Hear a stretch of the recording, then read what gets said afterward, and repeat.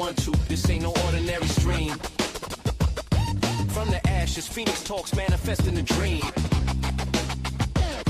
Got a growing channel, YouTube's where the wisdom resides. For all the Nest members, no truth can ever hide. She's an under-detective on the digital beat, questioning the unthinkable, bringing fire to the heat. With a mind so advanced, highly intelligent and bold, part of the hive mind with birdie stories to unfold. Common sense is a superpower, cutting through the noise, unlocking closed minds, amplifying all our voices. Phoenix, Phoenix, what do you see? Unlocking knowledge for you and me. The nest is rising strong and true, sharing wisdom, me and you. Clap, clap, clap for the truth we seek. Every answer, week by week.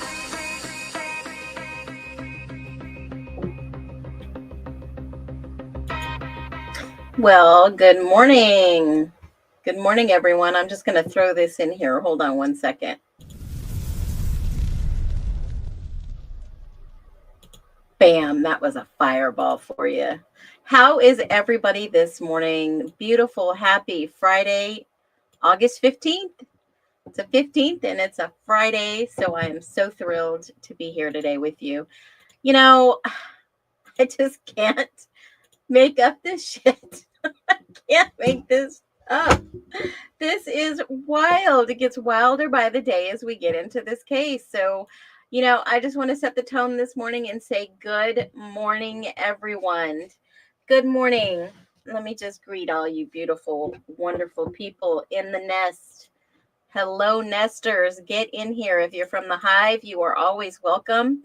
Birdie's friends are my friends. We started out together on the streets of TikTok and we decided, and I am loving this side of social media, guys. I just have to be 100% honest with you. It's so refreshing. There's only so much that you can do in a 2 to 3 minute video, 10-minute video that I think I was born for this. Now, a lot of you don't know that I used to teach total quality management, total quality leadership in the military, yes, to officers and enlisted. And it's really interesting because I am ex-military myself. But when it comes to the Constitution of the United States of America, I swore to uphold and defend both from foreign and domestic enemies. Yes, we have enemies in our backyard in the United States of America. And anyone that does not get a fair trial is shown unjust circumstances where their constitutional rights have been trampled. Even from my own humble experience with my family members, myself, and others, I have always stood up for what is right. And Idaho Freedom, I was part of them for a very long time when I did live in Idaho. So a lot of people are like, why are you so invested in this? This could be your brother. This could be your son, your uncle, your husband, your mom, your sister. This could be any relative, family, or friend that you know that could have been framed for something they did not do. And this goes to show you the type of environment that we live in socially, where people are commenting, oh, he's so guilty, because the media, mainstream media, has told him he's guilty without even looking at a document, without even being inquisitive to see for sure if this person, Bryan Kohberger, is actually factually innocent or evidentiary guilty. We all know why we're here.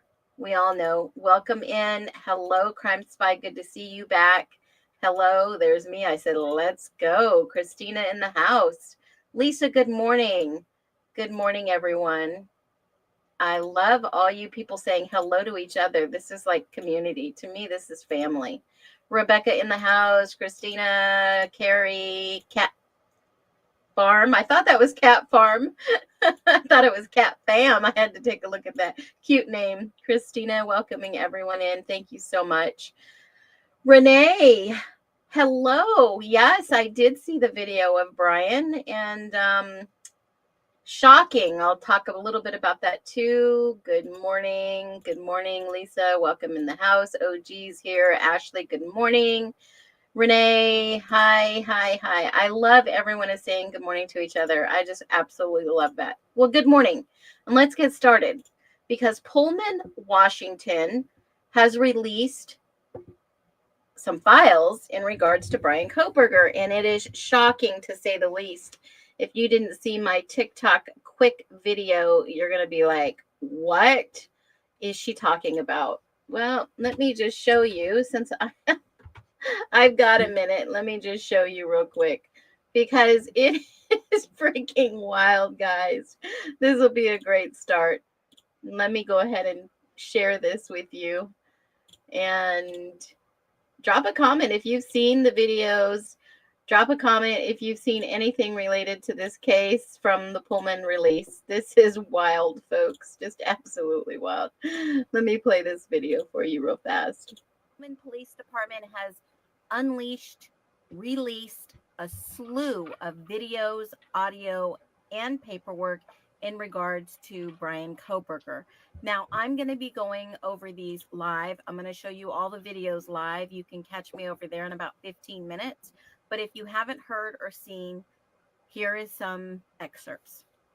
Now, I will be showing you the videos that were attached for the download for anybody who wants to go to Pullman Police Department. They do have a link. You can download all these files yourselves.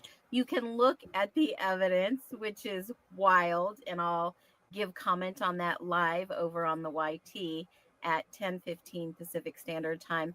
But the documents, the POIs, person of interest, in this case is very interesting. They were very comfortable with going into people's basements and obviously allegedly breaking in.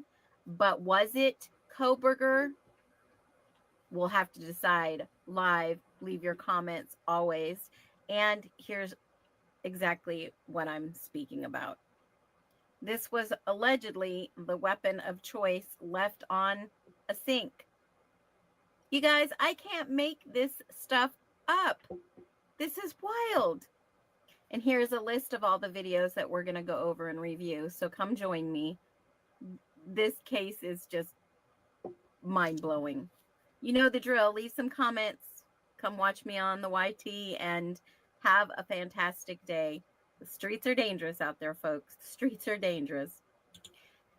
Yeah, they're dangerous because if they charge you with a crime and can convict you on no evidence and get you to plead, it is freaking insane because that is the goal of our justice system.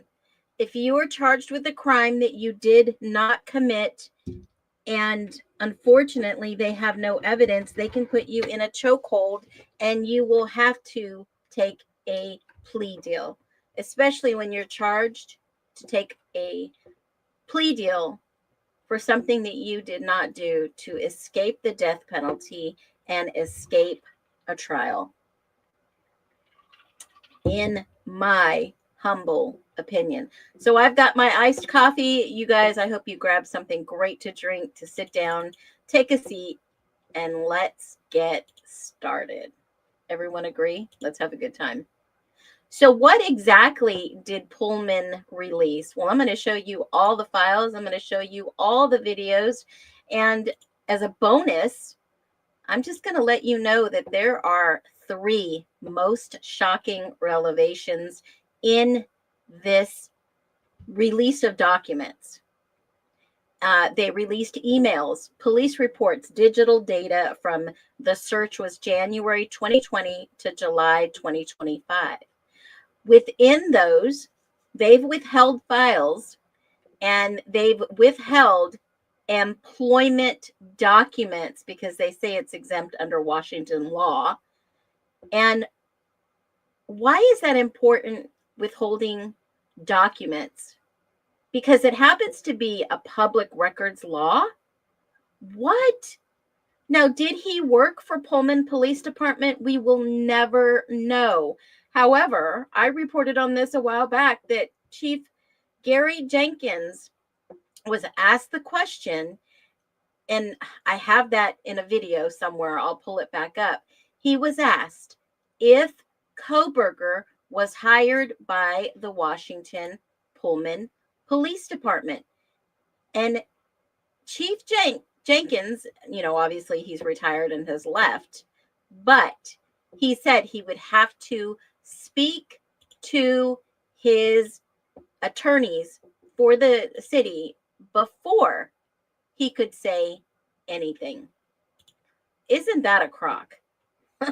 It blows my mind. All right, so here we go. Let's look at the first 2022. We know he applied as a research assistant. I think everybody would agree to that. We've seen the videos, we've seen the articles I've shared before. His communication was directly with the chief. Does everybody remember the email that I shared that was just a couple of videos back? I hope so. If not, please go through my videos. All the proof is there. Someone says, was he going to wash the dishes, but then sat down? Oh, you were going to wash the dishes. I thought maybe you were saying, was the intruder going to wash the dishes? All right. So let's take a look at the evidence log that they released yesterday. And keep in mind, anybody can go to the Pullman Police Department, grab these for themselves if they wish. The files are very large, guys, because there's a lot of video we're going to cover this morning. So, they won't comment. They won't release anything due to his application if he actually worked for them because of the law. But we know that what the chief said, and that's obviously public revelation. So let me ask you guys in the chat, do you think that Coberger possibly could have worked for Pullman Police Department doing special programs, projects, etc.? Do you think that was possible?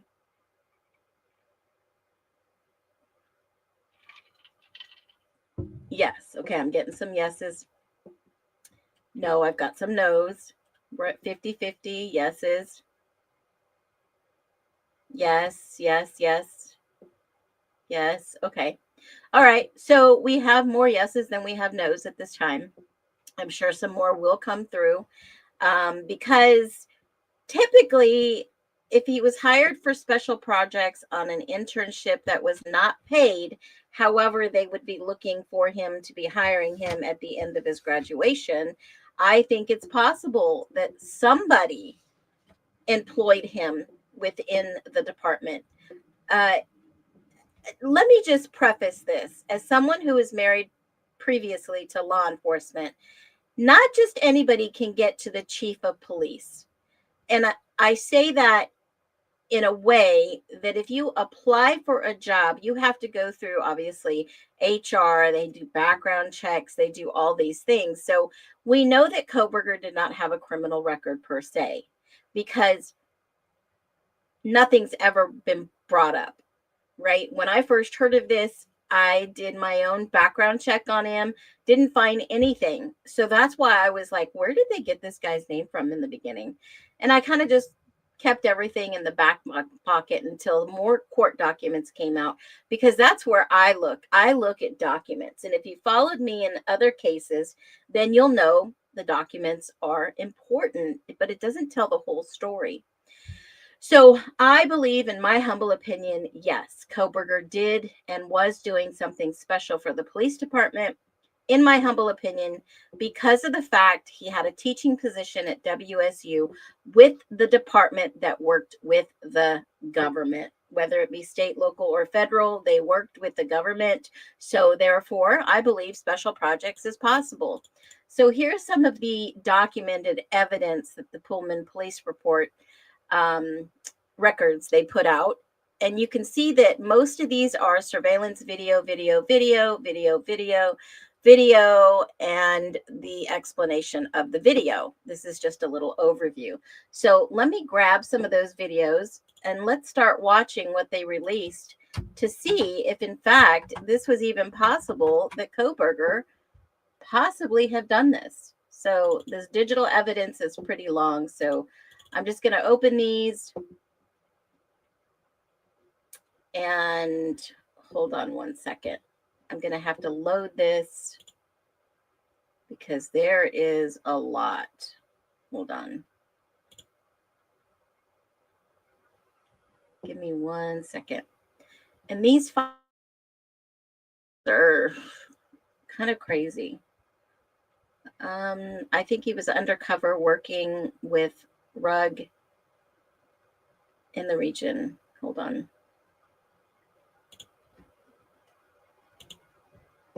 Hold on 1 second. I got to be able to cast this to this. Let's see if this works. I've never tried to do this before, so give me 1 second.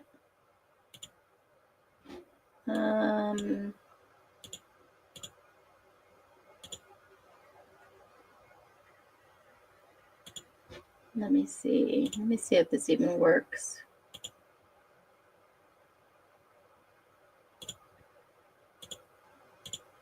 Oh, let's hope this works.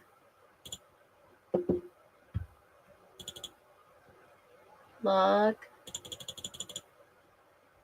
I'm gonna freak out. I'm ready to crash out like Birdie.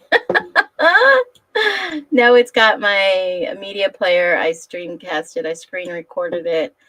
Let's see. Can you all hear that? Let me move.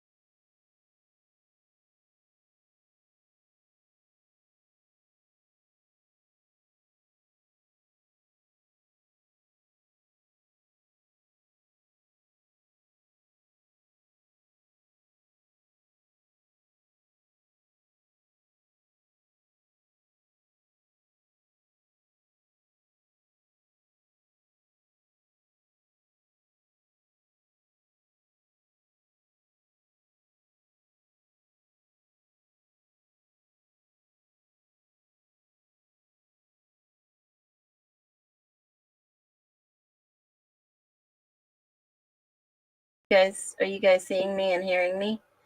No audio. I'm here. Okay, so the video wouldn't play, and I'm going to have to figure out how to get all those videos up here. But this was the actual evidence found, and I can share this document. It'll let me go ahead and pull this one over. And let's see here. Okay, let me just open this document. And I don't know why they would share this. It's crazy. I'm going to show you this video, and you're going to be like, what in the world is that? Can you guys see this document? This document is, it doesn't make sense to me. So get this. There was an incident that was called, let me just scroll down. There was an incident report, and these logs are the police logs. It's the radio logs. And they're saying that this, the officer who logged the call, this happened 10/19/2021, even way before Coberger was even in Pullman. Okay, you can see the report call logs. They have different sayings on there. Will be all clear. Report taken that night. Arrived at the scene. Completed the call, and then completed the call. A different individual reassigned to 941 completed. And it just goes on to just say that, hey, they took a report. These call logs mean nothing. There was no one suspected at the scene of the crime, basically. And I'll let you read the actual report. But this call log is like the PCA, right? I don't mean to laugh. I'm just explaining to you that some of these documents that were released is a bunch of bull pucky. Okay. All right. So when I looked at the actual documents and I'm reading through these, here is the case report, which I'll share with you. Okay, here we go. This case report says that Pullman Police Department, the incident was burglary, and then the case number is here, and then it's inactive, and it was reviewed. And basically, here is the supplement of all the narrative statements, which I'll read you. Let me blow this up so you can see this better inside of this studio. Is that a little bit better?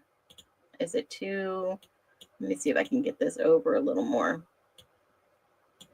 That should be perfect. Okay, so let's go up and look at the report. So this Pullman report is the incident. The case number is right here. And basically, all these responding officers you see arrive. They're in the videos, and I'll figure out a way to throw the videos up, even if I have to download them, screen record them, and put them back into this YouTube channel. So they basically say that he entered a residence right here, the home, and the instrument used was a knife cutting instrument was used, victim relationship unknown, alcohol involved, and a WSU student. Okay. Now, keep in mind, this report was released on or printed out or prepared on 7/16/25, which, yeah, I don't know about all that. So it lists all the officers that were on the scene, and the incident wasn't, I mean, related discovery was requested on 6/21/23, which you can go back and look at the actual court documents to the Idaho State Court documents and see when this was actually requested, if it was the defense that requested it or around that time frame. So this incident took place on 10/29/21. Coberger wasn't even in the state until June of 2022. And this is what really shocks me. How can they pin this or associate this with somebody who was not even in the state? Yes, Dan, they all responded to the break-in, because you'll see in the videos, I mean, they just swarmed this house. And this is what tips me off to think they had some type of slasher in the area. And I started wondering how many other murders took place, how many other stabbings took place, how many other burglaries took place that match this motive, which is really alarming. So when you start looking at these documents, you're thinking to yourself, what are they talking about? What are they doing? Why are there 19 officers, well, almost 20, showing up for something like this? Because on campus or off campus, they must have had some type of problem. Now, back to the case. So they, this badge number is whatever, burglary, and the report number. And then they list the actual people they think is the person of interest right here. Jose Cruz Anibal. So, you know me, I'm over here looking for this guy to see who this guy is. And, you know, you can look on Facebook, you can look on Twitter, and you can look everywhere to try to figure out who this guy is. Oh, wow, here's somebody at Washington State University, and he lives in Pullman, right? I mean, I don't believe in coincidences, but I'm not trying to track these people down to talk to them. Believe me, I have no interest in doing that. But I'm just seeing if this is actually factual, if it makes sense, right? If it makes sense and it's factual, then it must be somewhat semi-true, because that's the world we live in today. Everything is public record. So, you know, you find a couple cruises, but then I go back to this document and I see another name, and I'm thinking to myself, other well, who's this other guy, right? I mean, there are a few other guys with these names, and I'm just using this as a general purpose to help you understand. If you are on social media, if you are listed anywhere publicly, it's public record. But if you are released in a document where your name is, it's public record now. So if you look at the case information, you're looking at Miguel Angel Moreno Saldana. Okay. And I'm thinking to myself, a project engineer, well, where did he go to school? What does he do? Washington State University, engineering emphasis in manufacturing. Huh. He was with the fraternity. Wow. And so I'm not implicating anybody. I'm not saying that this guy was the guy. I don't know. But the police report says this is this guy's name. And he's listed as other. And the other person listed on 1/12/23 is now Bryan Kohberger.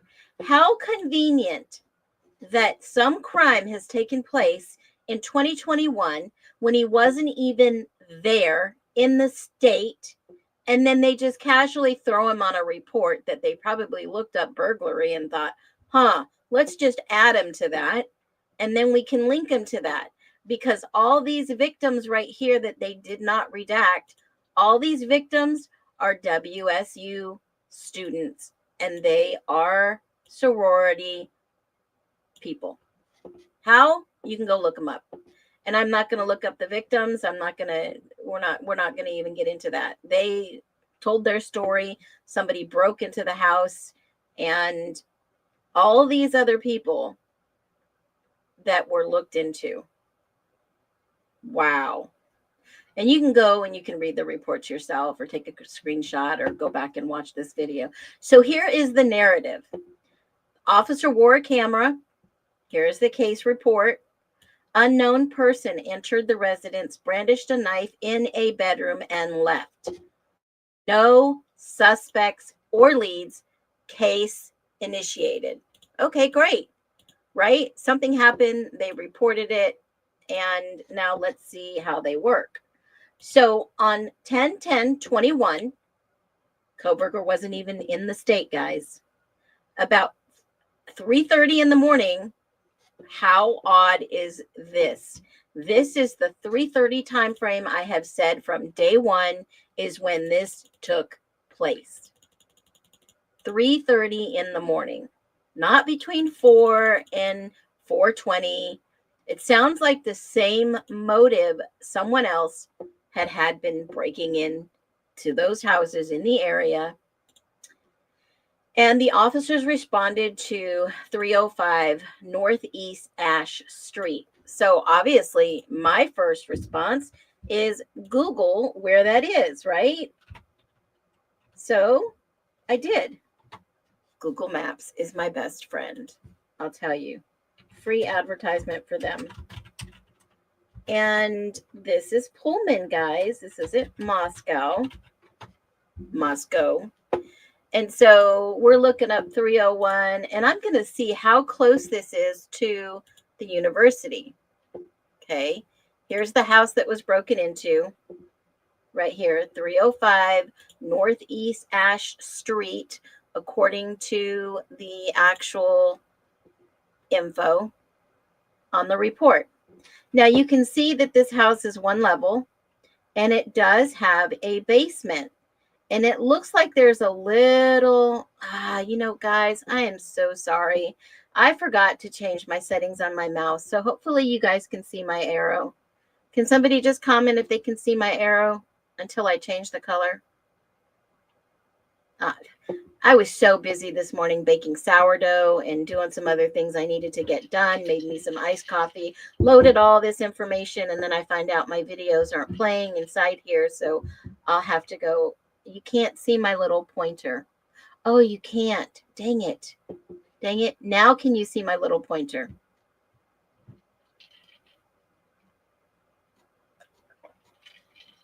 Can you see my little arrow? Beep, beep, beep, beep, beep, beep. You can't. Okay. I'll wait 1 second to see if the chat catches up. Can you see the little round arrow? Dun, dun, dun, dun, dun. I could make my Star Wars sound. Pew, pew, pew, pew, pew, pew, pew. Okay, yes. Okay, yes. Okay, good. All right, it's on the sidewalk. So this little area right here leads down, and it looks like a little basement door here. Can you see that? Bing, bing, bing, right here. Bing, by the bicycles. The trash can's right here. Okay. Nope. Okay. Well, I'm just going to take your word for it. Thanks, Jojo. So you can see down the stairs right here, there's a little rail, a handrail. And let me see if I can just zoom in. How about that? Somebody got a new TV, by the way. Look at that. Yeah. Okay. So there's the floor, the main entrance. This looks like a little basement entry, right? And it goes right down to the basement. So obviously, this individual likes houses that looks like they have basements, because basements, you know, separate entrance, yada, yada, yada, seems kind of odd, right? Okay, so this is the house we're looking at, and you kind of get an idea of what took place, okay? The street view, and you can go ahead and look around. It's kind of like in a cul-de-sac area. I don't know, this goes all the way through, but this house is right on the corner, hidden bushes, easy access. Can you all see that? Phoenix, I'm coming to your house for some sourdough bread. I made everything bagel and regular sourdough today because I like a fresh turkey sandwich on everything bagel sourdough, or everything bagel sourdough with a little bit of cream cheese. Okay, anyways, let me get off that. So we are looking at the location of this house. Good Lord. It's on a corner. You can park easy right here or walk up to it. There's a bunch of trees. I don't see any cameras on this house at all. And this was taken, this is Google 2024. You think that they would have some cameras on this house by now if somebody tried to break into it. I don't see any cameras at all. I don't see any cameras on this house. Well, maybe right there now. It looks like maybe there's a camera there. Yeah, this looks like in the older town part of town. I don't see any cameras on the light poles. It's not well monitored. You know, it doesn't cost a lot of money to just throw up a camera, guys. No cameras on this house across the street that I can see. Yeah, I mean, if I was an owner, I would invest in some cameras, but then there's apartment complex here, right? So this apartment complex probably has a lot of people that go to the school, work. I don't see any cameras up there. You know, cameras aren't just for your safety, it's for the community's safety. And it's not to spy on people. It's basically for safety. This looks like a church maybe or something. I don't know, maybe part of the building. I don't know. So that kind of gives you an idea. All right.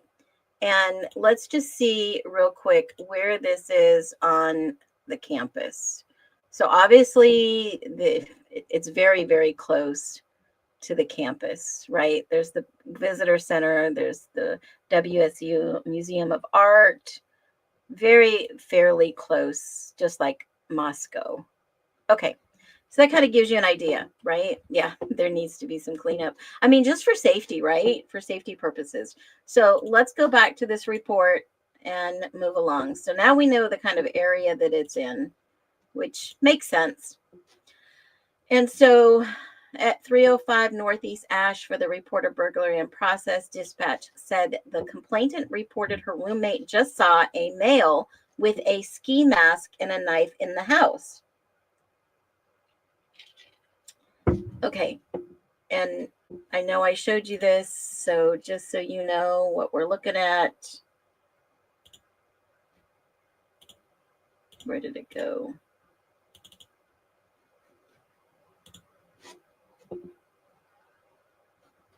The knife I had already showed you. Okay.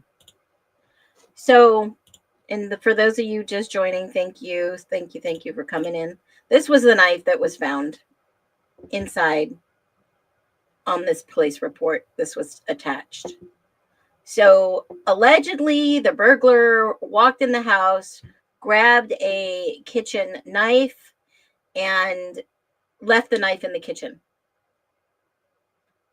Okay. Okay. This is the knife that they broke in the house and was trying to do whatever. So let's go back to the document. Upon arrival, I met the female who saw the suspect, Alex K. Miller. I don't know why they didn't redact her name or any of the victims' names in this file, which is beyond me. It is quite shocking. I met her at the back door. I directed the 4 residents of the residence to their vehicle in the back driveway. They requested we search the residence. I asked them to stay in the vehicle with the doors locked as we searched. Officers searched the residence and did not find anyone inside. I spoke with Miller. Miller said she was asleep in her bedroom in the basement. Remember, we just saw the basement. All right. So that was the basement that I just showed you. It has to be. Now, I didn't look at Zillow or anywhere else, but this has to be the entrance right here, around the corner, around the street, and into the basement, hopefully. That's the basement. So then you see that when she awoke to her bedroom door being opened. So she wakes up, she hears her bedroom door opening. She said she saw a person enter the room and approach her bed. She said the person was wearing a full face burgundy ski mask and was holding a knife in their right hand. She described and demonstrated the person holding the knife up to their right with the blade coming out of the bottom of their fist. She said when the person got to the edge of her bed, she kicked him in the stomach. Woo! Go girl, right? How would you react in the middle of something like that? Ladies and gentlemen, how would you react? How would you react? I mean, in October 2021, this woman is saying that a masked intruder with a knife enters their basement in her room where she was sleeping. I mean, Pullman's doing an investigation. Coberger was considered but wasn't ruled out, but he didn't live there in 2021. You know, you got to compare the motive with the Idaho 4 unalivings. Was this a coincidence or a red flag? Is this a distraction? Is this just trying to put his name, attach it to something else to give people more that guilty by media clout? What would you do? Would you fight back?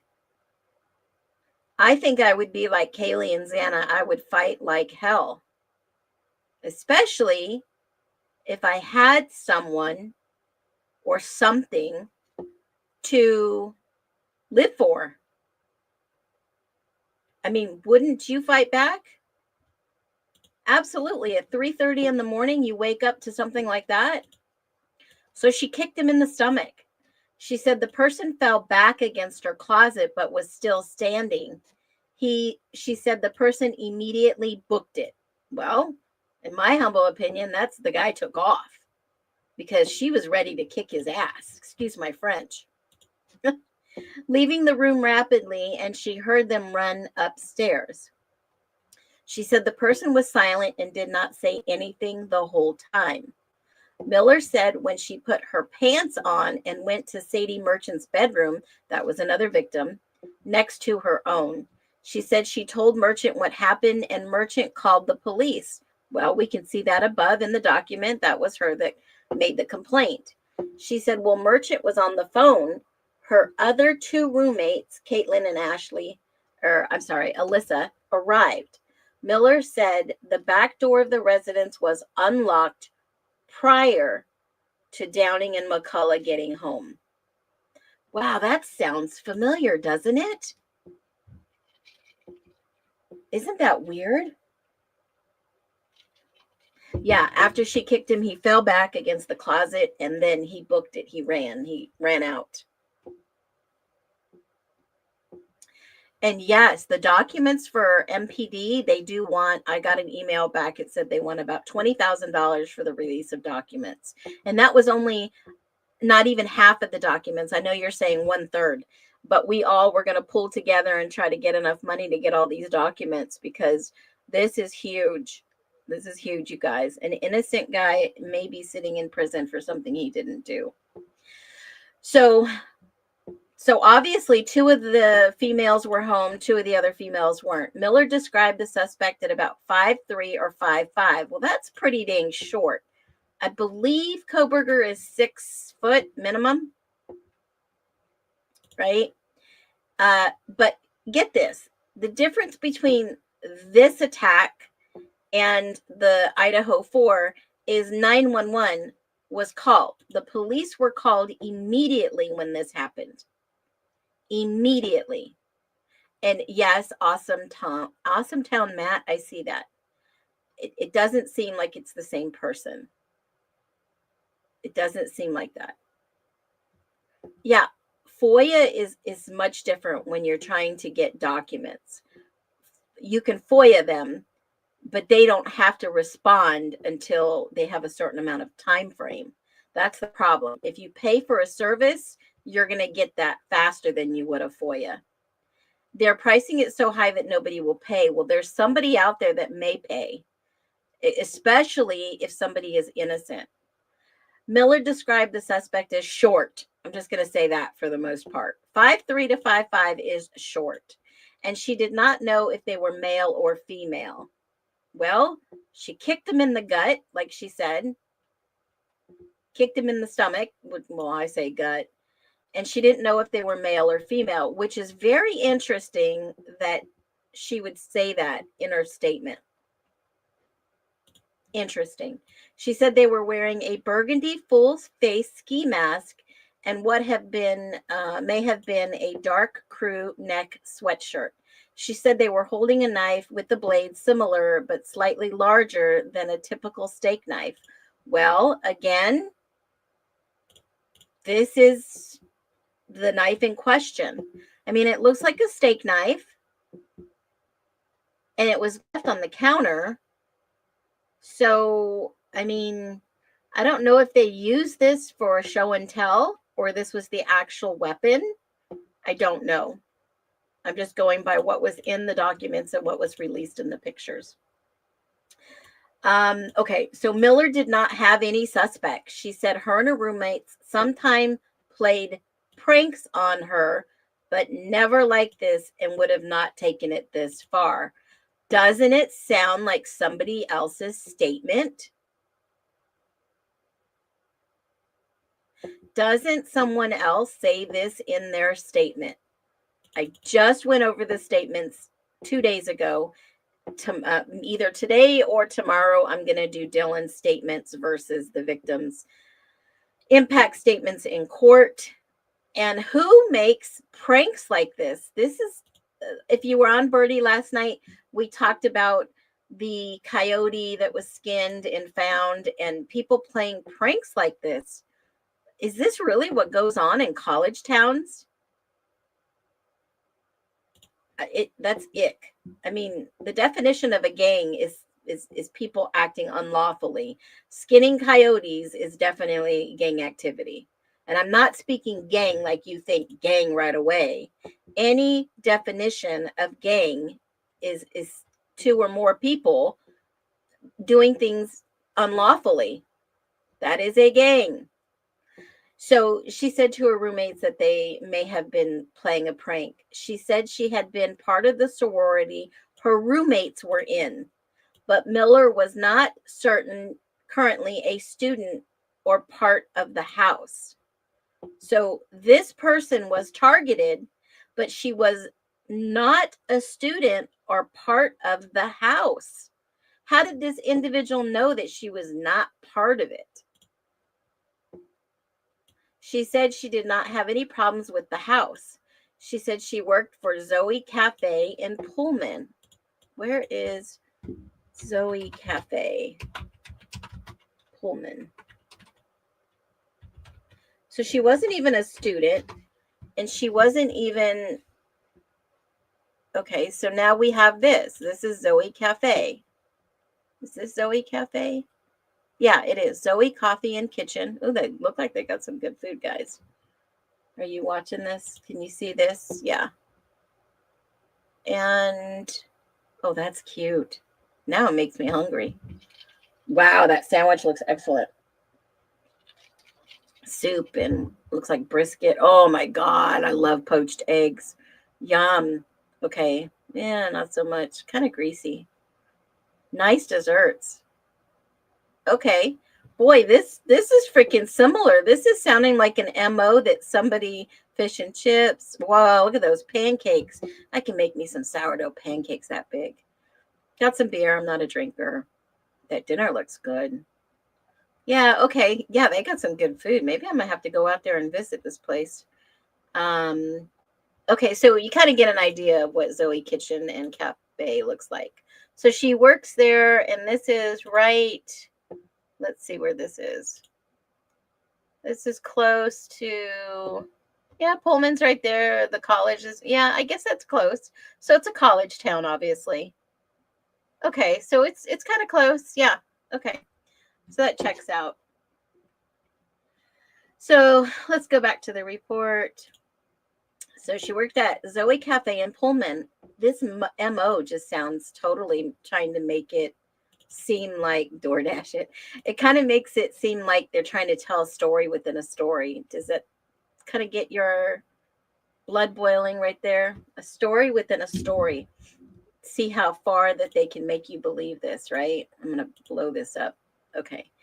And was going to start work at 6:30 hours.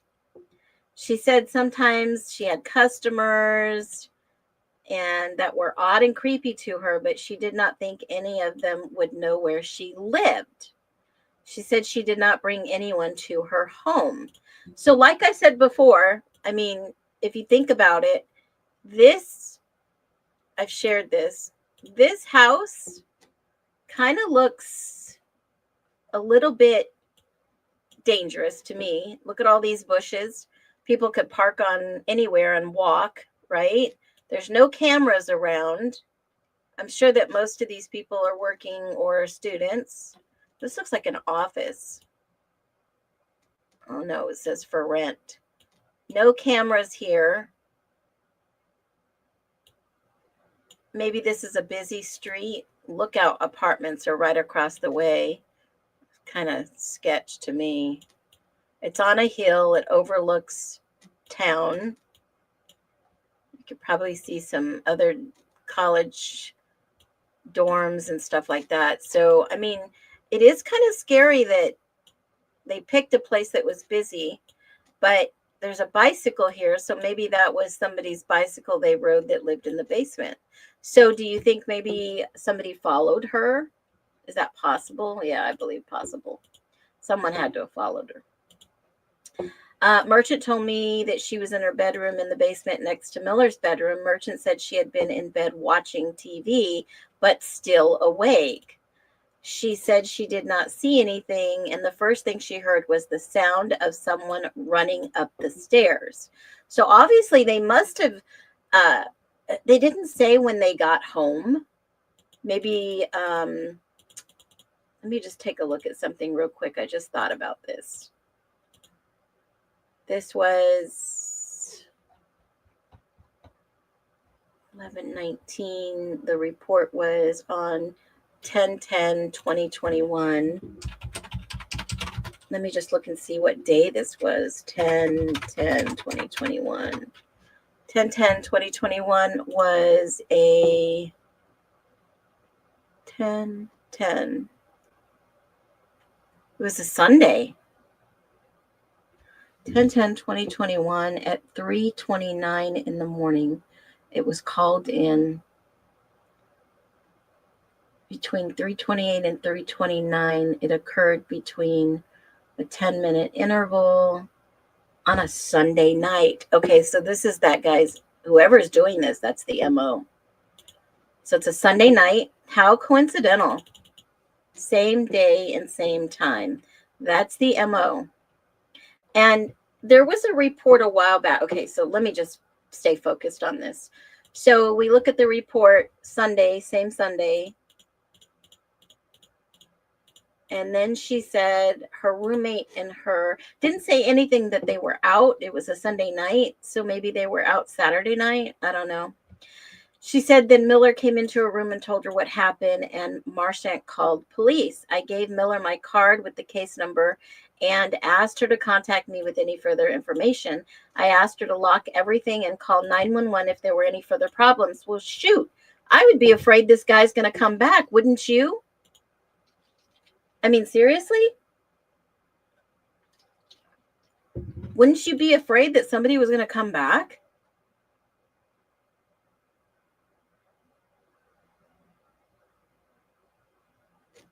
I mean, or creating a false narrative and associating him with it because they think that he's 5'3" to 5'5".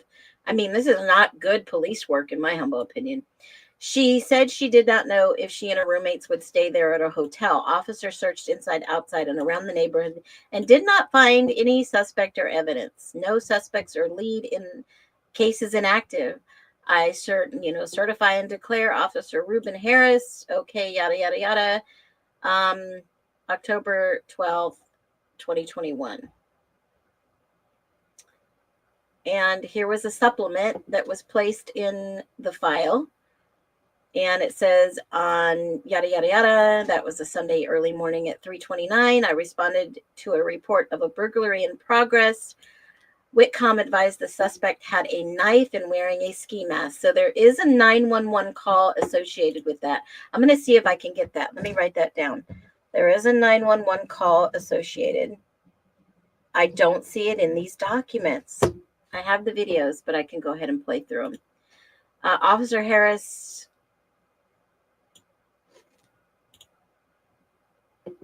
extricated the residence and gave us permission to search the residence. Officer Harris, Germer. Oh my God. Oh my God, guys. Do you see that name? We all know who this is, right?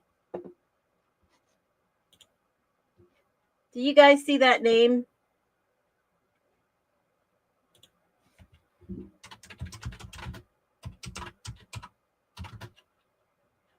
I'll wait for a minute to see if somebody responds.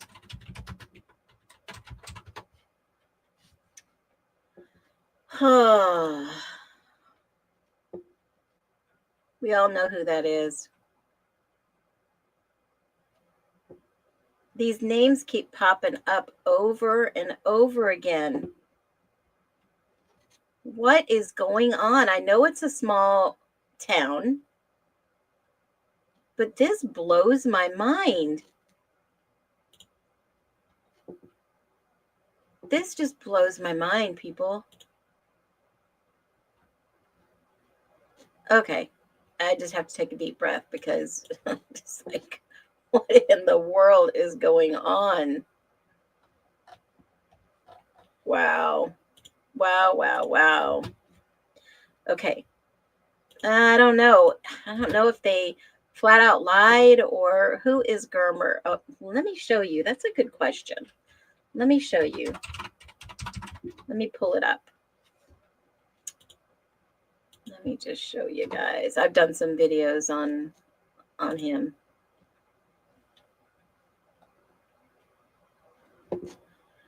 Only because I was interested in a story that I read online about, which was really interesting. Here it is. Yeah, I've been talking about him for a while because his name kept popping up.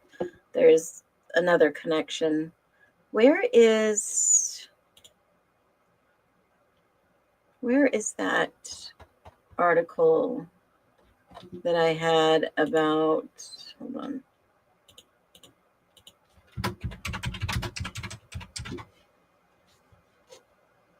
Where is it at?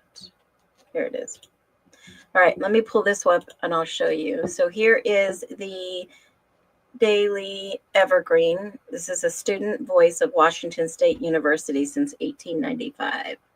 So this is Police Officer Brock Germer, and he's discussing the regional task force and the officers going undercover as drug buyers to get information. And he was talking in regards to, here, I'll just go ahead and let you guys read a little bit about this.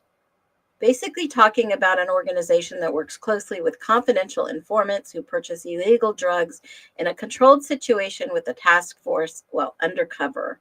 They're officers in plain clothes. Who else used plain clothes detail for intoxicated frat members?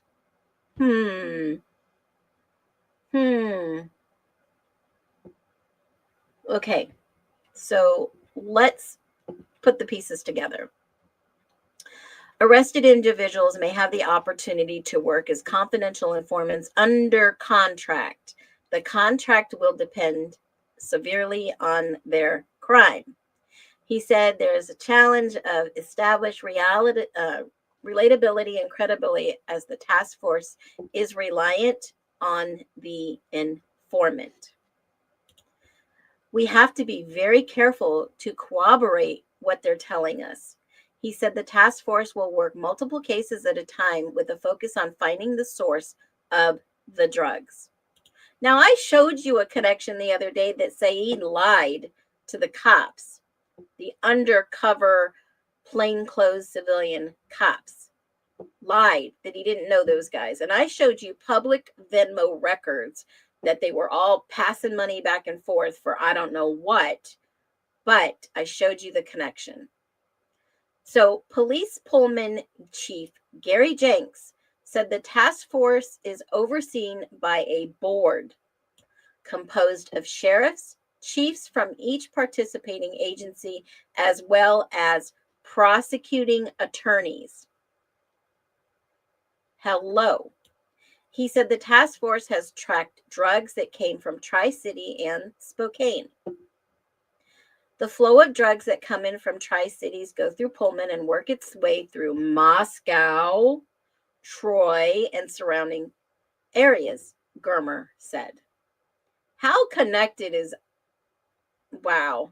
It's a small world, guys, especially out there in the area. Now, he said he worked the case where fraternities press their own Xanax pills in Pullman. Read that again.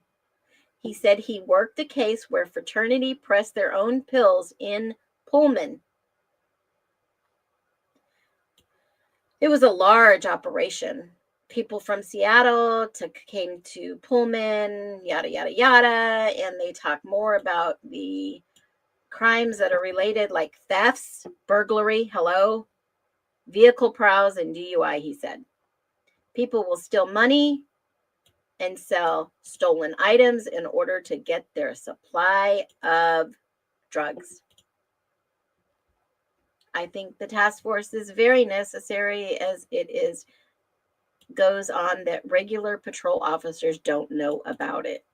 So patrol officers didn't even know about it. Okay. And this article, guys, was written in 2019. 2019. Now, Washington State University here, this girl reported on it. She reported on it and basically says that, these are some other things she's reported on. Very interesting. Very interesting articles. I read some of these articles. There was attempted kidnapping case, and this was very wild in itself. And some of these people that were named are, I'm just telling you, you guys need to do your homework. There's more going on. So that was interesting. So let's go back to the police report real quick and finish. Officer Germer, Officer Gale, WSD Sergeant Kurt, and I searched the residence and found no one inside. I checked the interior windows and doors. We entered through the back door of the south side. The north side door was deadbolted. 4 windows in the mudroom accessed by the south side doors were unlocked. 2 southmost windows in the west wall living room were unlocked. How did they get in the basement? How do you guys think, without reading any further? How do you think this individual got in? Just curious to know your thoughts. How do you think this guy got in?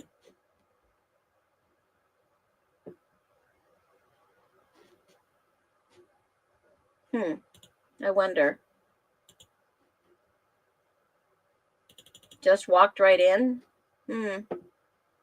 Well, they say these windows were unlocked. 2 windows in the upstairs bedrooms were unlocked. The basement escape window on the west side of the residence was unlocked and resting partially open position. Climbed through a window. And what did I tell you the other guys? What did I tell you the other day?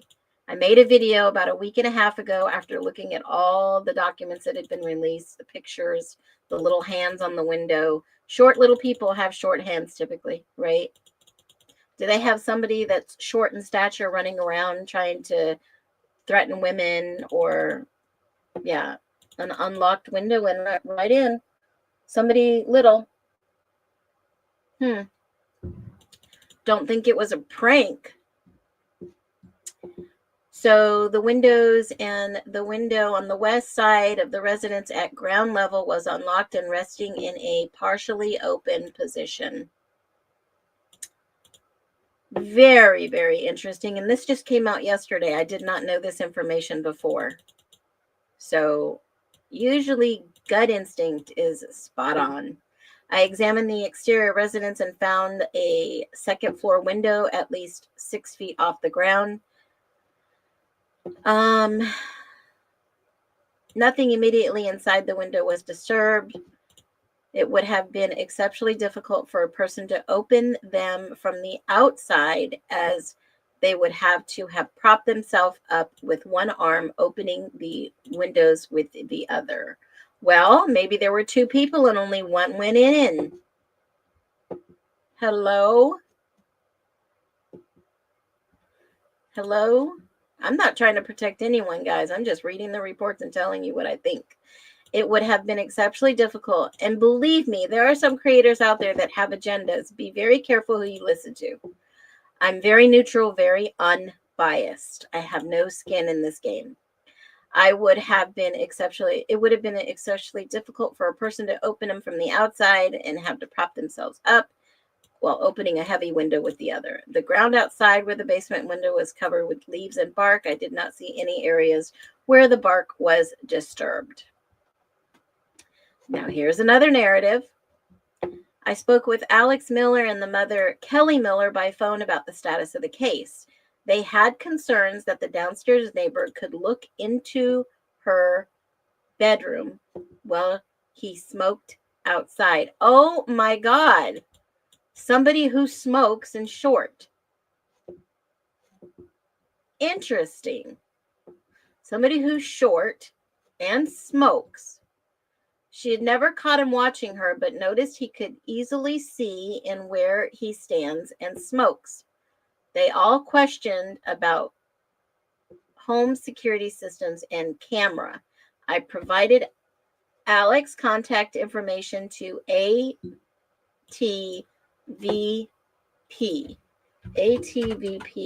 in Pullman. Let me see. Now, I know from past experience that police officers know people in the local area that install video cameras, right, for safety. I know a guy that I went to and had 19 cameras put up for safety.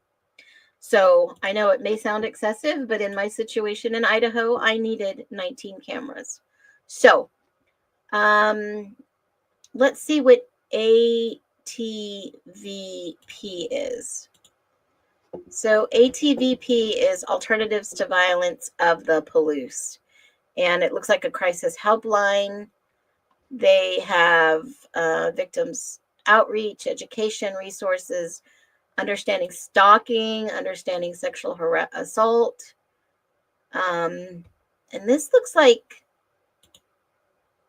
in a foreign country, but it's the Palouse. And it has some information, and it's in Washington, has a board of directors. Wonder who's on those board of directors. Interesting. Is there any about us? Welcome. Usually, typically, what I've seen in a lot of cases, that anyone who sits on the board are people that are in the local law enforcement. I'm just curious to see who the board of directors are, because they try to keep all that together. And yeah, okay, so their advocacy group. And let's see what they do. They empower safety, crisis support groups, medical, legal, victim shelter, child advocacy-based programs. Okay, so it's just a outreach that he gave her a reference to. I provided Alex a contact for ATVP. So he gave her a reference to help. Okay, sounds good. At about 11 o'clock, I went to 305 Northeast Ash Street. Again, the house with the basement that I showed you. I went to the lower unit occupied by the neighbor. Okay, so this guy, let me just read this. I went to the lower unit occupied by the neighbor. How are you guys understanding that? I'm going to put this back up here and read this. I went to the lower unit occupied by the neighbor. So the neighbor lived in the basement? Is that I'm reading that right or wrong? Give me an idea. You met Turtle Boy. I love it. Was that right or wrong? Maybe the neighbor, but it says he went to 305. I went to 305 Northeast Ash Street. I went to the lower unit occupied by the neighbor. Well, this is 305. The neighbor over here. Huh, that's weird.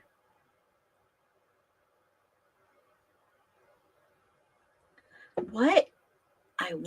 Let me just read this again, because this is not making sense to me the way this report's written. At 11 o'clock, I went to 305 North Ash Street. Okay, he went to the house. I went to the lower unit occupied by the neighbor. All right, I'm gonna skip this. I contacted the mayor, who identified me with a Washington ID card as Joe Annabelle Cruz. He had a strong Spanish accent, and he said he didn't speak English well. There was a language barrier, but I was able to communicate. He said he lived at the apartment by himself. His wife lived in town. They were separated. Okay, so it could be the guy that I showed you earlier. It could be. All right. Let me just go ahead and do this. Let me see. I asked Cruz if he heard anything suspicious on Saturday night. So that was on Saturday night. The next morning was Sunday. And that makes sense. Okay. He told me no. I asked where he was that night. He initially told me he worked until 2 a.m. at Rancho Viejo. Well, let's see what Rancho Viejo, guys, is. How about that one? Rancho Viejo in Pullman. I'm assuming it's in Pullman. I don't know, but let's see. It's a Mexican restaurant, and it looks like, let me just see, it's on Grand Avenue in Pullman. Let's see. All right, about us. Rancho Viejo. Let's just see.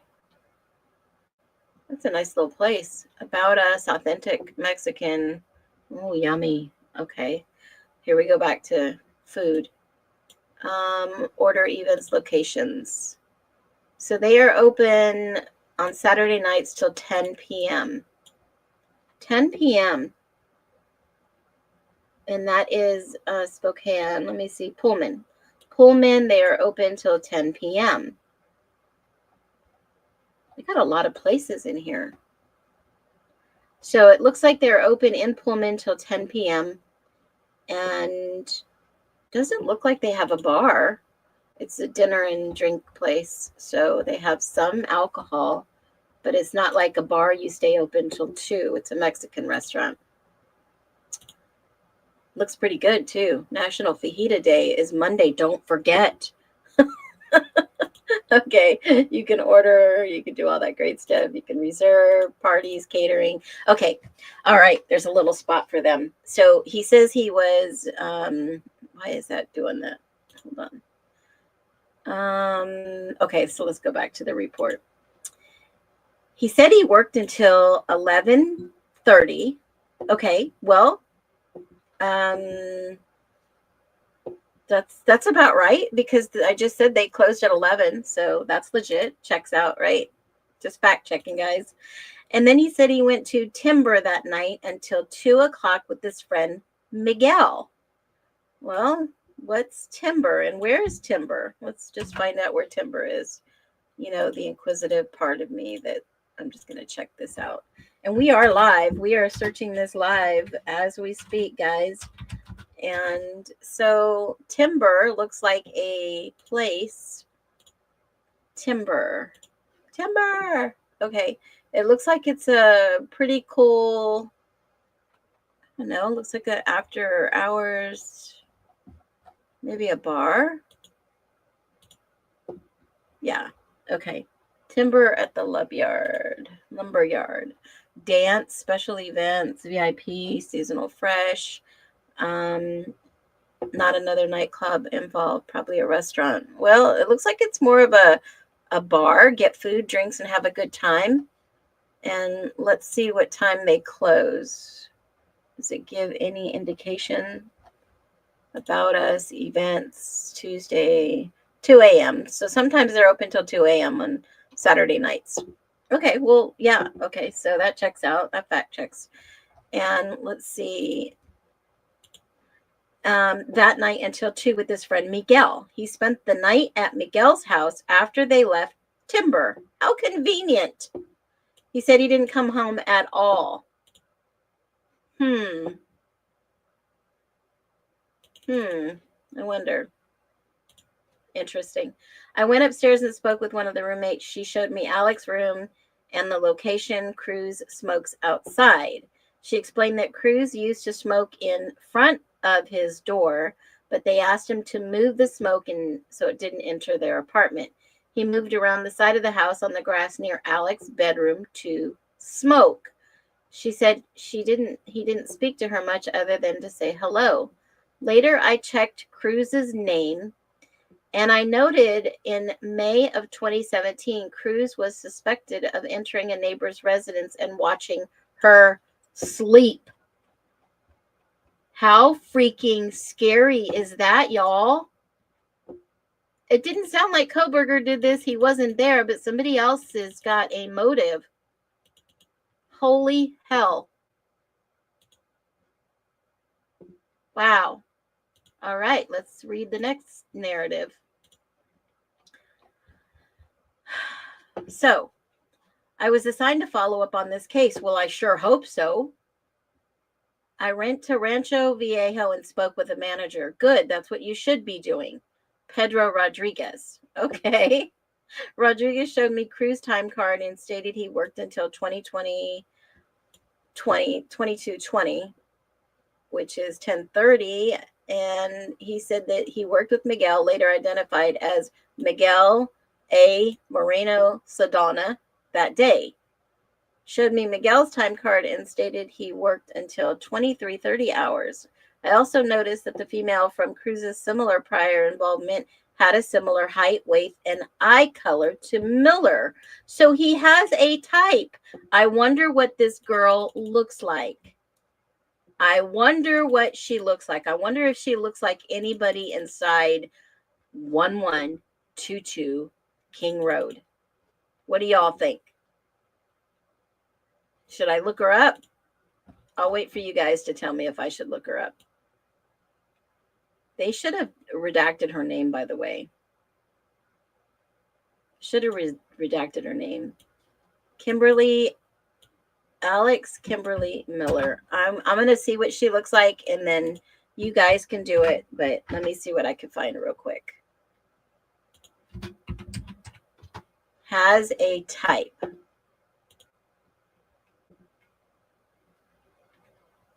Miller.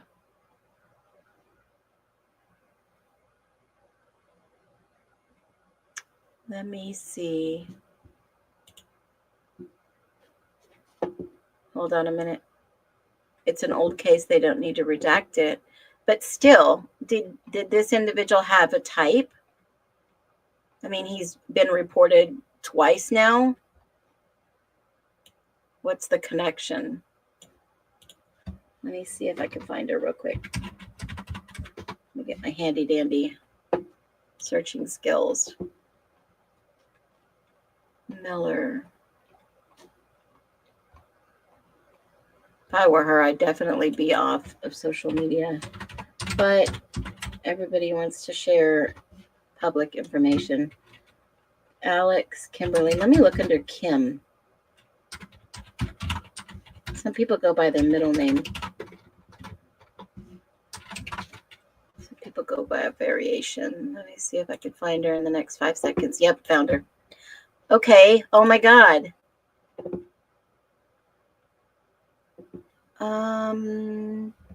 Let me just make sure this is the individual. Let me verify real quick. Let me see if she is in the area. Do I see anything pertaining to that area? No, this girl's in Louisiana. That is not her. Kimberly. All right. Well, I can't find her at this moment, but I will be searching. I will see if she looks like anybody maybe in that house. Wow. Interesting. Okay. So let's finish reading this narrative. And I was on page 11. No, 10. I was on page 10. Okay, so this guy was identified. Also noticed the female Cruz the night before. And remember, guys, I searched the internet for these individuals to see if they had maybe been arrested in that big, huge drug ring bust. I didn't see any of their names listed or associated earlier when the report came out last night, and I looked at their names. So Rodriguez showed me the time card, noticed the female high in hair color to Miller. I located the phone number for Miguel and left him a voicemail. He later returned my call and confirmed he worked with Cruz. Miguel said that he and Cruz, this is his alibi, they went to the lumber yard and they left together closing around 2. He said they walked to Cruz's residence on Northeast Ash Street. Miguel said he called a friend to pick him up and he left Cruz's residence at 2 to 3. Miguel said that Cruz had been home alone when he left. So he never spent the night with this friend, guys. Never spent the night. Miguel said he called a friend to pick him up at Cruz's residence between 2 and 3. So he was gone at his house, at his apartment alone. So he did not go to his friend's house and spend the night. Miguel said he'd been a little intoxicated and believed Cruz was intoxicated as well. He estimated he consumed about 5 drinks. On 10/19, I received a call from an unidentified mother who recently visited for Parents' Weekend. How convenient. The story is sounding all over again a year prior to what happened in and around 1122 King Road. She told me that she had seen a smaller white female wearing burgundy-colored hat cleaning up leaves in the area. Oh, shit. Of 415 North Keys. She said the male had not done anything suspicious and seemed developmentally delayed. So she calls and says this guy's wearing a burgundy hat cleaning up the leaves in the area of 415 Northeast Campus Street. Let's see where that is. Wow, this is weird. This is really weird. Let me see if I can Google this real quick so I can see what area. This is in Pullman, and see how close it is to the other one. So this is 415. This is 415 Northeast Campus.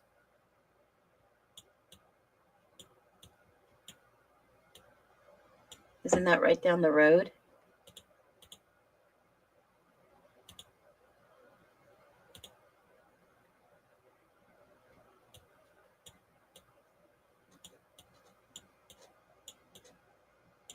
Okay, so let me see if I could do, directions to, let's see, what was the other location? It was 405, 305 Northeast Ash Street. That's, let me see. So this is right down the road. That's why I was, yeah, it's right down the road. So if you go,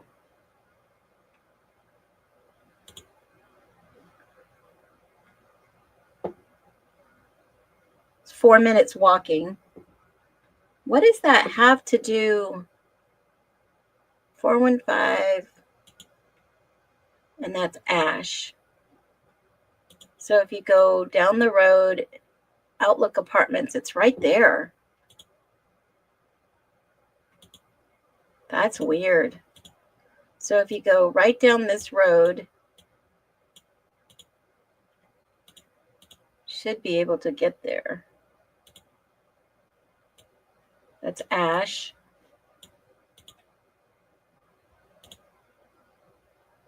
.415.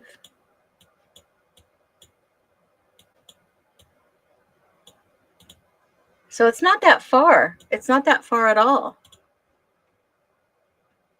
So that's 415 Ash. This little house right here. Look at that. So they saw someone out here doing the yard work. That's not far at all. Jeez Louise, guys. That's like right down the road. That's like right down the road. Right here. Right here. That's right across the street from this house. Wow. That's not that far at all. Okay, so let's go back to the document real quick. So they saw somebody standing outside. Hold on. Saw someone standing outside wearing a burgundy, cleaning up leaves, and had not done anything suspicious and seemed developmentally delayed. Why do they do that? I don't understand. Okay, so I applied for a search warrant for 305 Northeast Ash Street B, Cruz's residence. for a steak knife, for a steak type knife, dark burgundy ski mask, and I don't know what this word is. I've never seen this word before, so let me just look it up. Distinctive marks. Wow, that's weird how they would use that term. It's derived from the Latin meaning signs or to point out. God, I've never seen that in a police officer's report before. The warrant was signed by Judge Hart. I deconflicted the warrant prior to yada, yada, yada. I assisted in serving the search warrant. Along with the officers and detectives, I located 2 large kitchen knives in Cruz' residence, which measured and photographed them for evidence. I seized a Vista bill as indica of occupancy as proof, and later processed as evidence. I later completed the return service by email. I spoke with Miller and asked her to estimate the size of the knife. Miller demonstrated approximately a 5 to 8 inch blade using her hands. I photographed with the estimation both with and without the handle, and Miller could not remember anything additional regarding the knife of the suspect. I later received a call from Kathy Miller, who was the mother, stating she had heard through the grapevine of another sighting of a male in a burgundy ski mask. I called Miller, who said she heard it through her roommates that some males living in the area had also been seen wearing a burgundy ski mask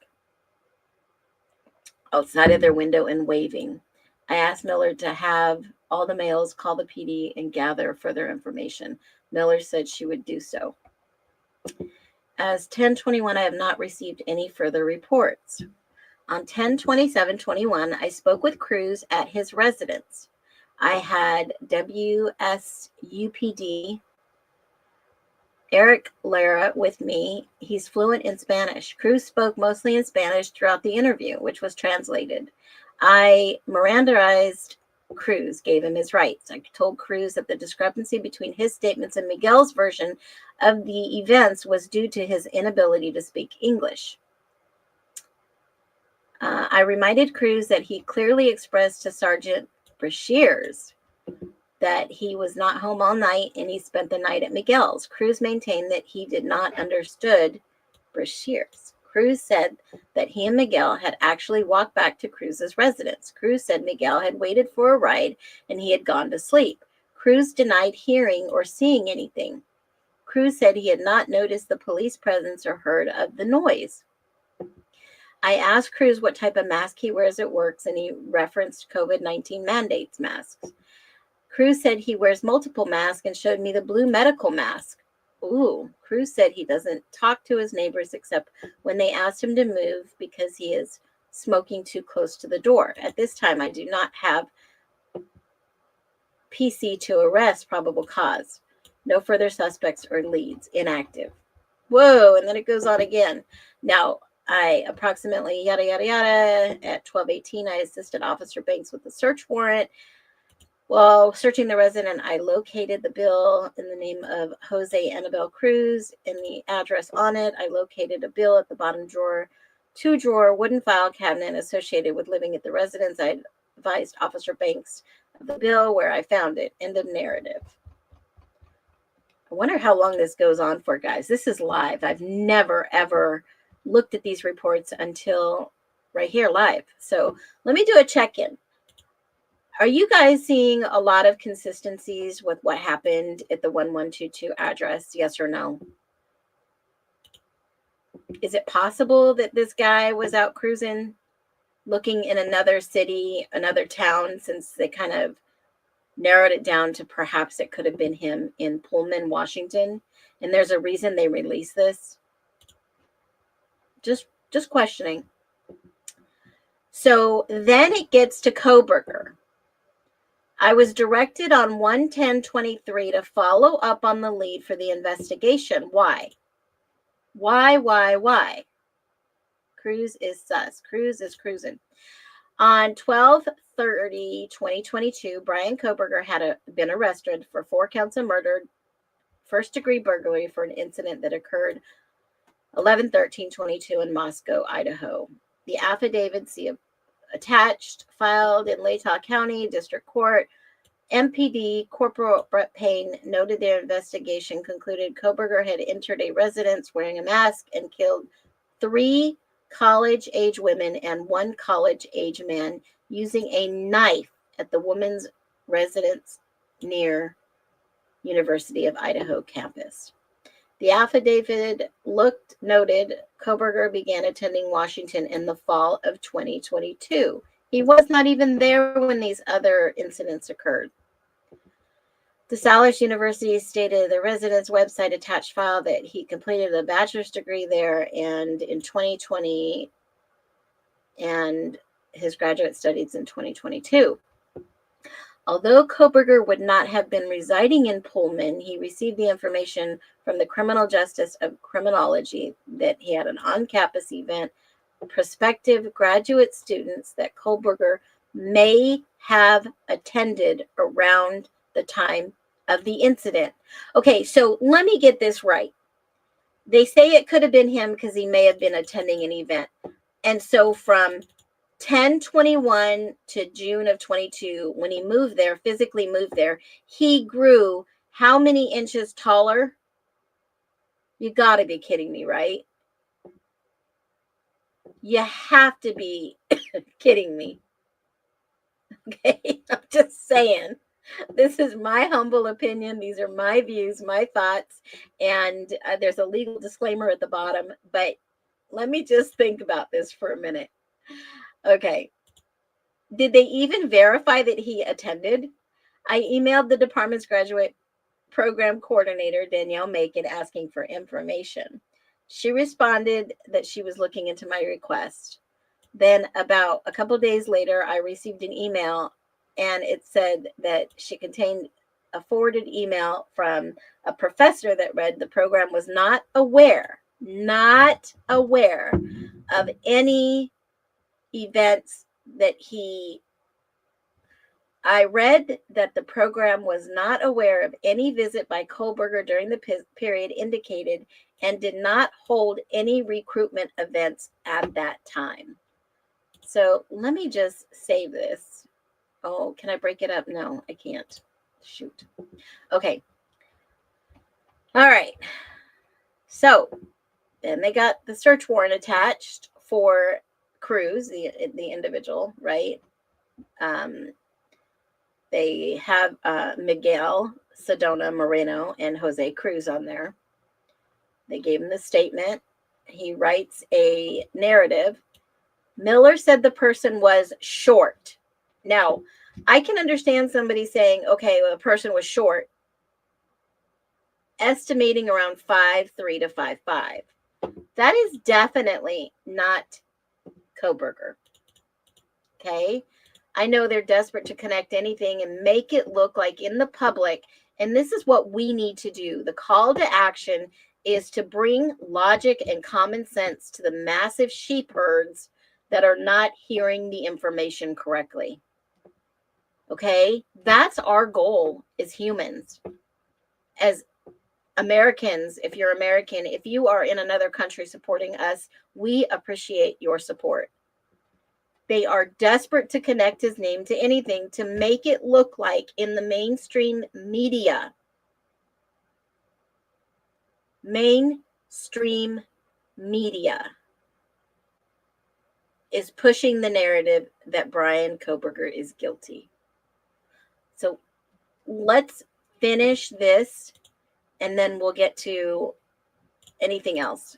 Any questions, comments, videos. Miller said the person was approached in her bed, yada, yada, yada. She kicked them in the stomach, fallen backwards. So somebody fell backwards. Were there any injuries from falling backwards? Was there a scratch, a red mark, an abrasion, a bruise, anything?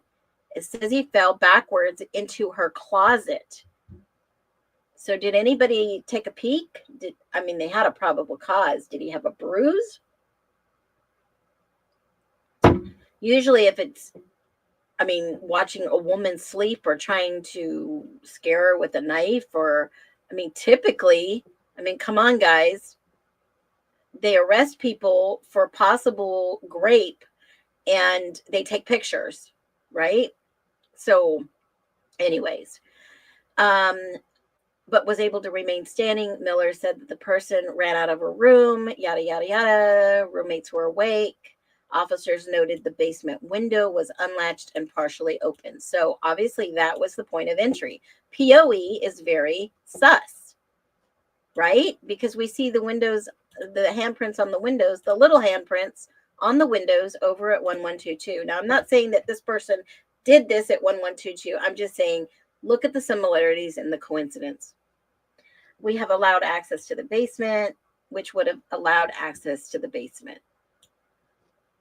Miller noted hearing Merchant's TV from outside her bedroom. There were 2 additional roommates who arrived shortly after the police were called. Miller confirmed that the window was usually shut. So it goes on to say, mentioned the neighbor could see from the smoking area. He worked, yada, yada, yada. This was the search warrant. And they wanted cruise by a female neighbor. Okay, this was the prior incident. This was the prior incident. I noted in Cruz local police record in Spillman that around 5/8/2017, Cruz was reported by a female neighbor for entering her apartment and watching her sleep. Told the officers that her roommate told Rocio that Cruz entered their apartment and watched her sleeping multiple times. She noted that their apartments shared a balcony with access to both apartments. Officers spoke with Cruz, who denied entering the apartment, compared the physical description for both, and it was very similar as to what was listed: 5'2", 150 pounds with brown and hazel. Miller is listed as 5'4", 140 pounds with brown and hazel eyes. Wow. Brown and hazel eyes. Yeah, I wonder where he was. All right, so this goes on to a search warrant. Steak type knife. They added it in there to verify who he was. And it looks like these are the emails attached. Officer Banks, here's your warrant. Yes, it's signed with an affidavit, all verifiable. Approved, Your Honor. That was the return of service for the warrant. Here is the evidence log and the Vista bill, living room photo. Yes. There's the affidavit of service for a plant. The subject is believed to be a target at the location. Previous arrest for using a firearm in the commission of a crime. Interesting. Is known to carry a firearm or has a history of violent crime involving weapons. Interesting. They marked that. Chris, see your question to answer they have regarding your period request. Pullman is looking for a lead. This was on January 10, 23. From the investigation from 21, I've heard WSU Department of Criminal Justice and Criminology had some type of campus event. That was the proof, and see if they could see if anybody had attended in October 4th and to the 15th of 2021. Okay, so I figured out who I met with on October 15th. It was B.K. Norton. B.K. Norton. How weird is that? B.K. Norton. We can safely tell Pullman Police Department that we're not aware of any visit from Coberger during the period. Let me just screenshot this because I am going to put that public information on our fabulous, amazing website so you guys can see this. I'm going to throw it in this tab.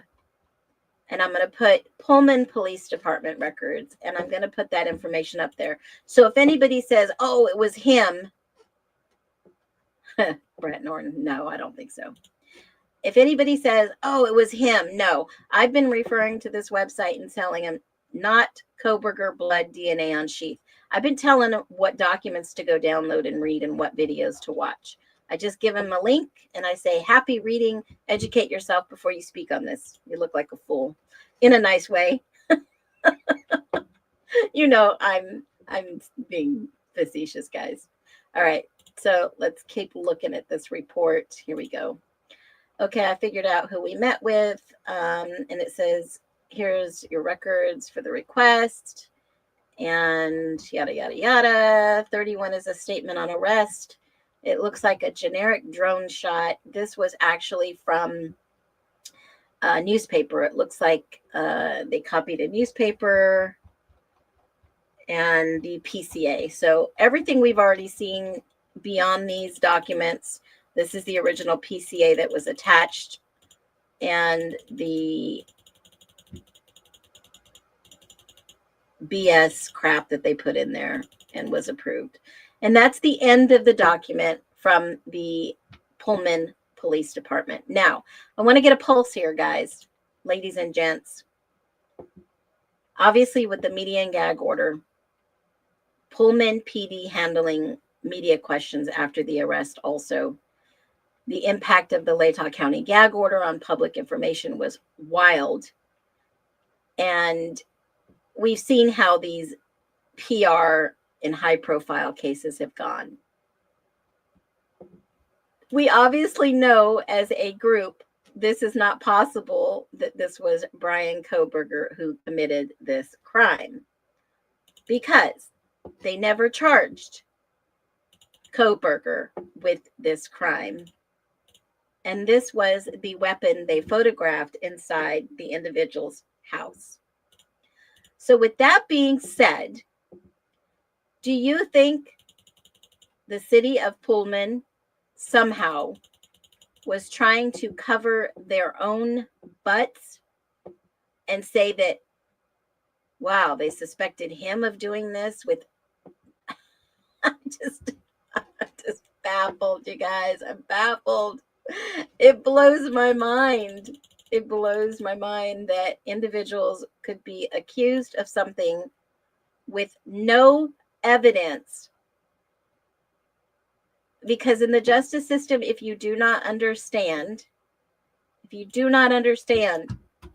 they will charge you and you are in a chokehold to try to get yourself out of it.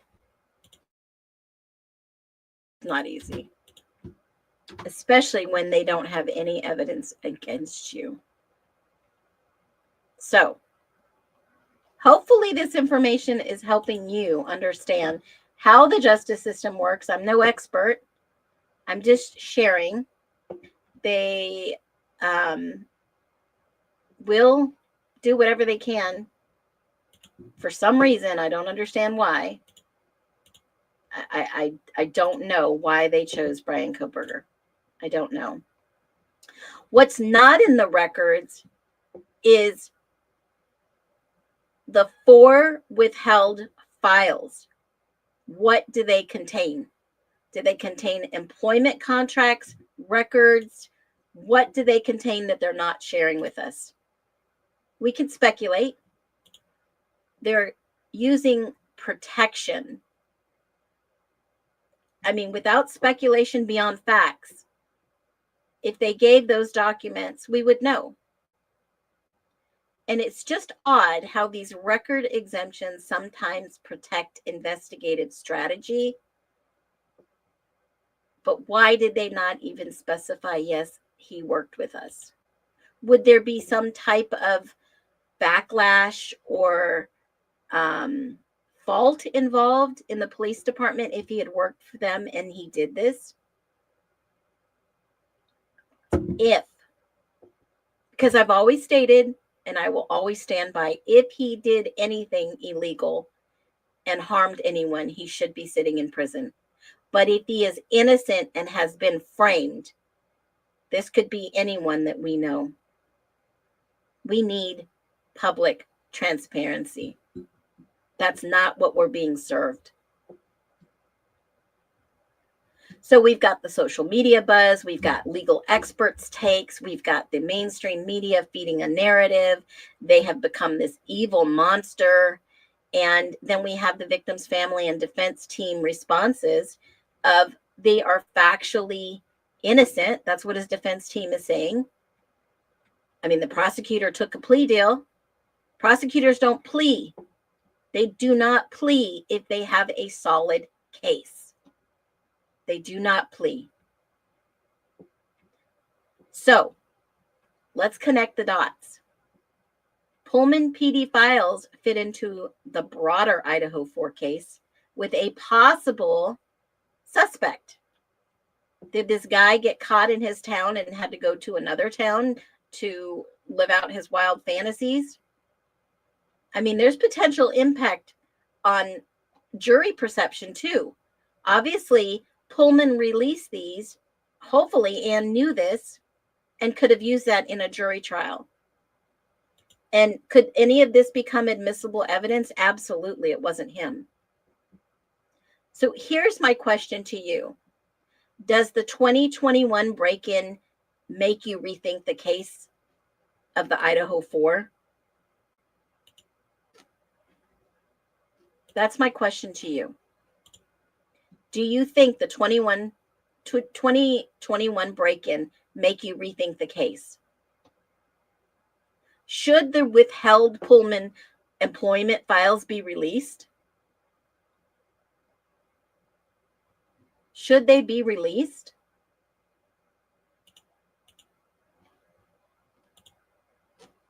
I mean, we the people can ask a FOIA. I don't think they have the right to release any employment, but we can ask. And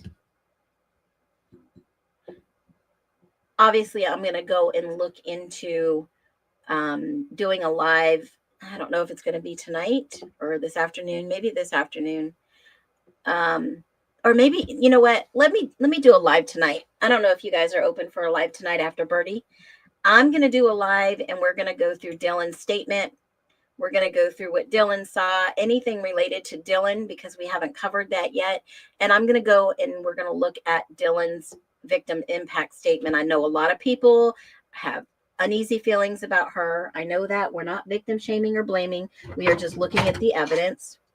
And we are definitely going to talk about contrast and compare to Bethany and what Bethany said in her statement versus Dylan. I've got about 20 highlighted inconsistencies. And do me a favor.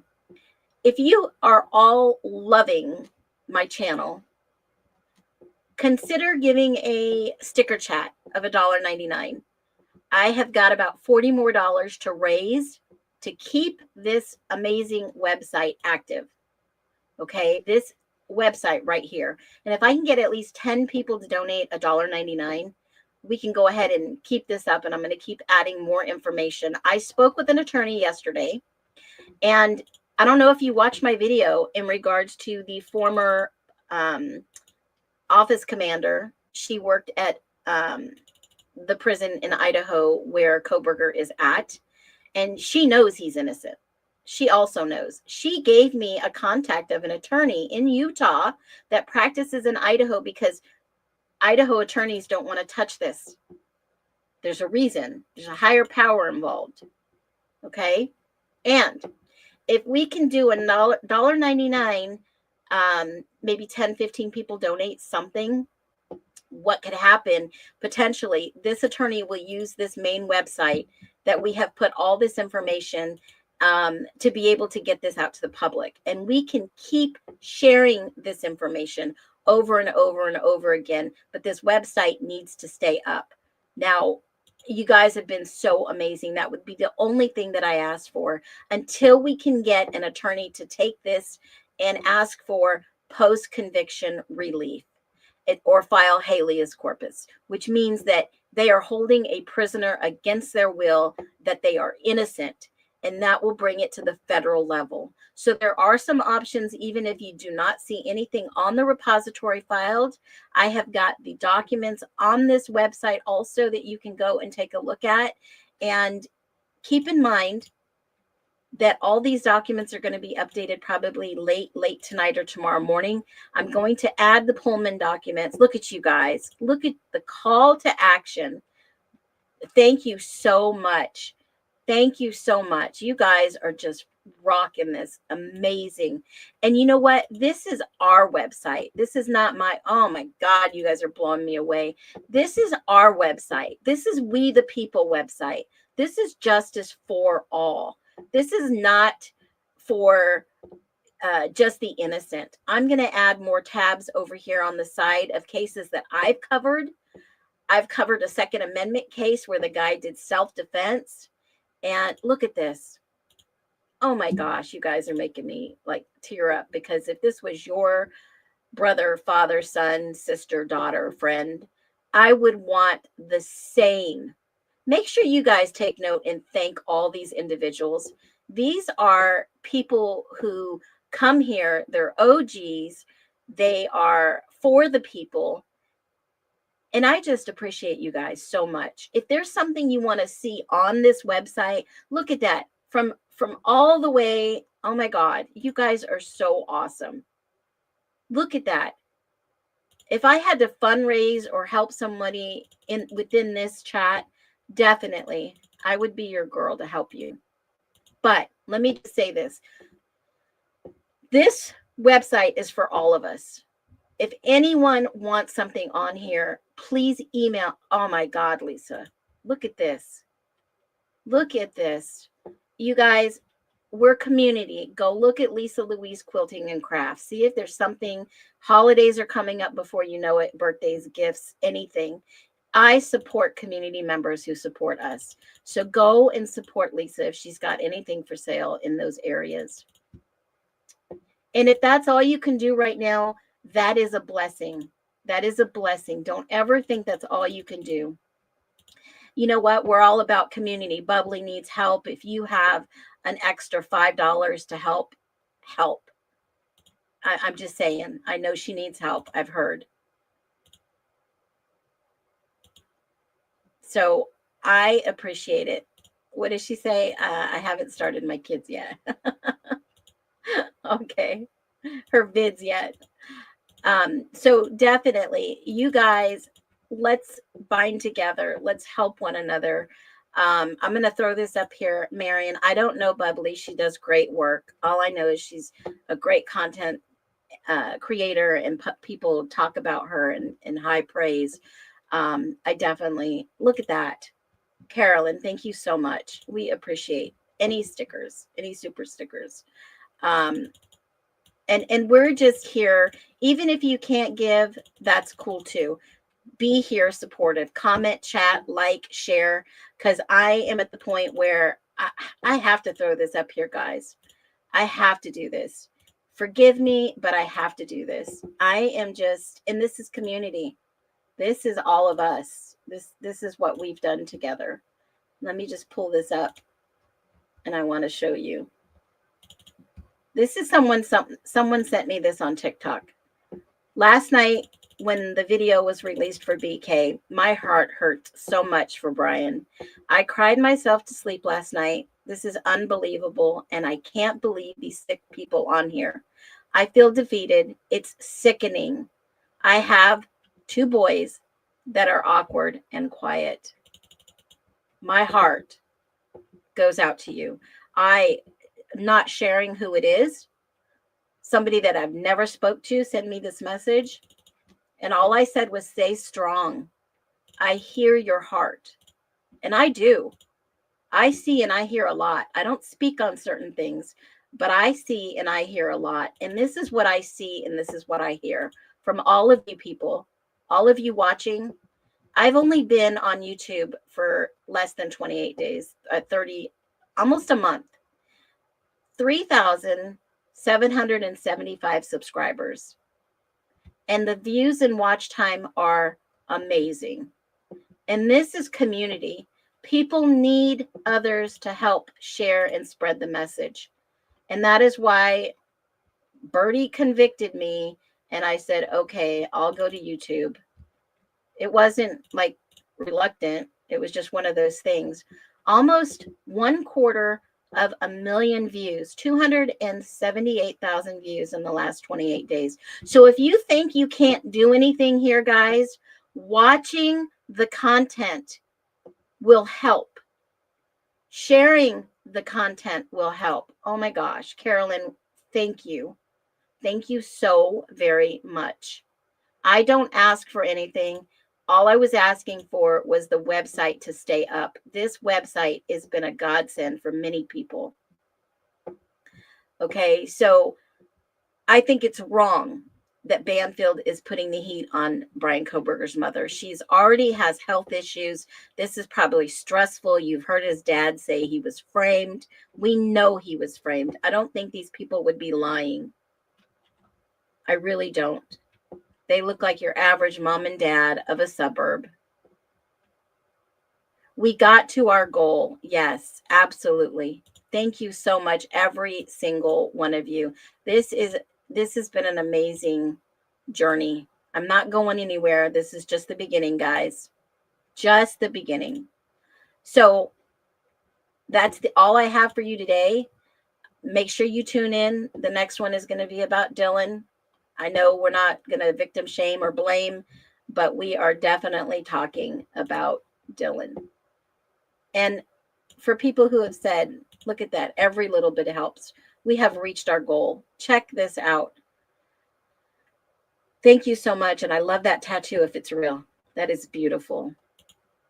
And it is, you guys have blown me away. Blown me away. Happy Friday to every single one of you.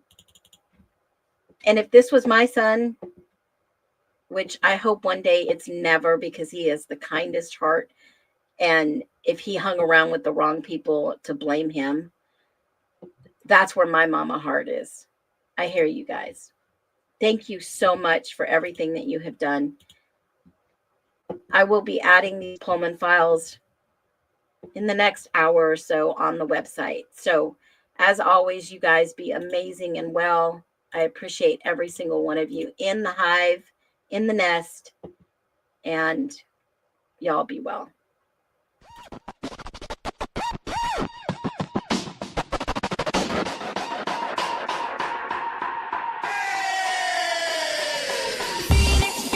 What do you see? Unlocking knowledge for you and me. The nest is rising strong and true. Sharing wisdom, me and you. Clap, clap, clap for the truth we seek. Every answer, week by week.